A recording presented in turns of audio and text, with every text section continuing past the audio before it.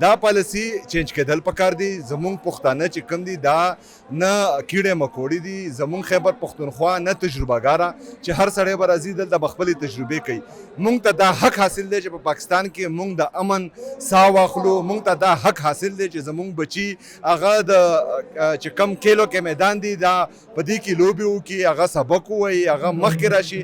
بسم الله الرحمن الرحیم. دا د خیبر پښتونخوا د خلکو دپاره انتهایی د خوشحالۍ خبره ده چې یو ځل بیا په پېښور کې کرکټ بحال شو.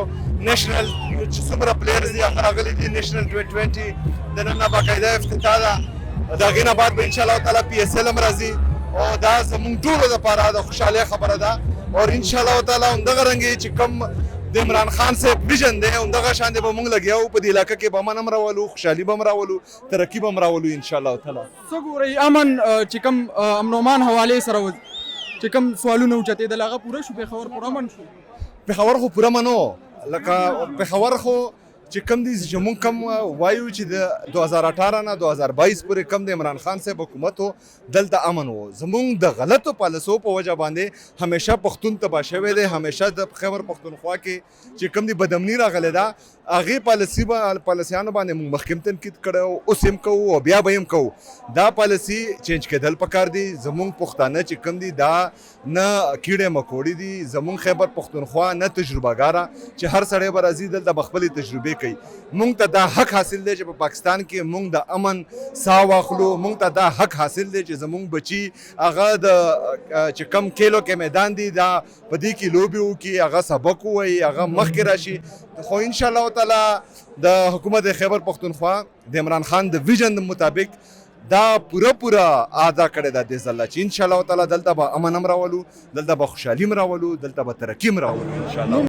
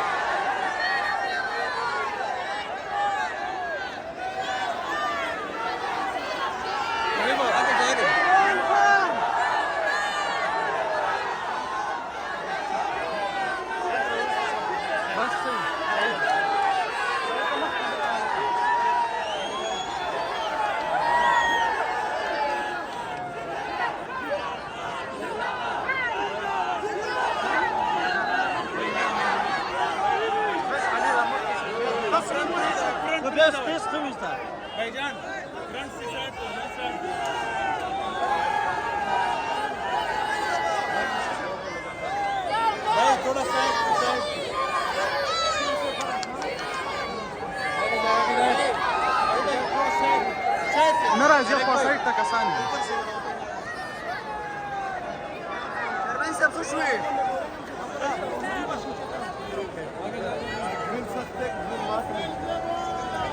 आगे जाए भाई आगे